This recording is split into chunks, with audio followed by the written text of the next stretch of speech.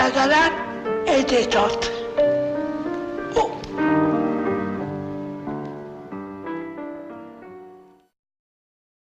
Nuestra política se basa en lo siguiente, se basa en conseguir que dentro de un periodo que forzosamente tendrá que ser largo, de bastantes años, toda la población, todas las personas que vivan en Cataluña, toda la población catalana, sepa las dos lenguas.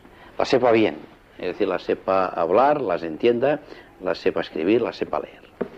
Pero esto nos va a llevar muchos años, porque este objetivo no lo pretendemos conseguir a base de forzar el aprendizaje del catalán a los adultos que no lo saben hablar, que no lo hablan, sino que lo que sí se pretende es que los escolares, los niños, las nuevas generaciones, en la escuela aprendan el catalán y el castellano y aprendan ambas lenguas bien. La pelota bota.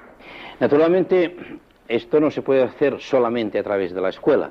Aquí tiene que jugar un papel muy importante la televisión, donde la inferioridad del catalán en estos momentos es extraordinaria. Lo que no habrá es una política de marginación del castellano, y no habrá tampoco, como consecuencia de esto, una política de marginación y de riesgo de eliminación del catalán.